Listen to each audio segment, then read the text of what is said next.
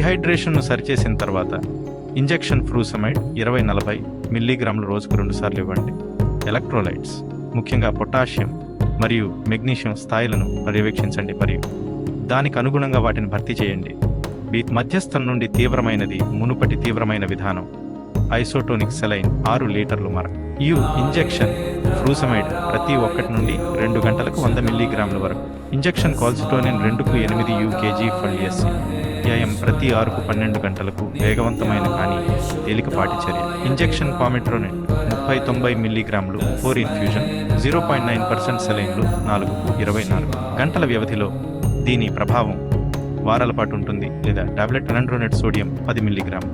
ఉదయం పూట 1 గ్లాసు నిండా నీటితో ఏదైనా ఆహారం లేదా పానీయం తీసుకునే కని 30 కిర్గిస్తానీ సోములు నిమిషాల ముందు నోటి ద్వారా తీసుకోవాలి.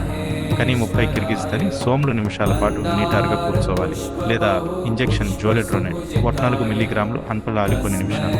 టాబ్లెట్ ప్రెడ్నిసోలోన్ 40కు 100 mg రోజుకు 4 విడతలుగా. ఆస్టియోలైటిక్ ప్రాణాంతక వ్యాధులు, విటమిన్ డి విష ప్రభావం మరియు సార్కోయిడోసిస్లో ఉపయోగపడుతుంది.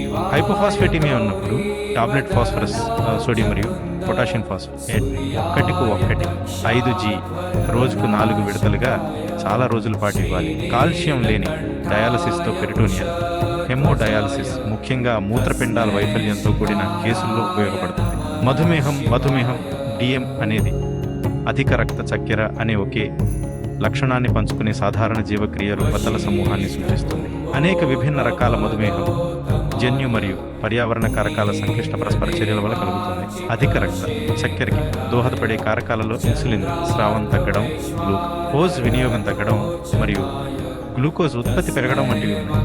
ముఖ్య లక్షణాలు అధిక దాహం, అధిక మూత్ర విసర్జన, అధిక ఆకలి మరియు వివరించలేని బరువు తగ్గడం. యాదృచ్ఛిక రక్తంలో చక్కెర కంటే ఎక్కువ 200 మిల్లీగ్రాములు డిఎల్ ఉపవాస ప్లాస్మా, గ్లూకోజ్ కంటే ఎక్కువ 126 మిల్లీగ్రాములు డిఎల్ 75 గ్రాముల గ్లూకోజ్ తీసుకున్న తర్వాత 2 గంటల ప్లాస్మా గ్లూకోజ్ కంటే ఎక్కువ 100 మిల్లీగ్రాములు డిఎల్ లోపభూయిష్ట ఉపవాస గ్లూకోజ్ ఐఎఫ్జి 100కు 125 mg డిఎల్ మరియు లోపభూయిష్ట గ్లూకోజ్ సహనం. 2 గంటల ప్లాస్మా గ్లూకోజ్ 140కు 199 mg డిఎల్ ఉన్నవారిని ప్రీ డయాబెటిక్స్ గా పరిగణిస్తారు.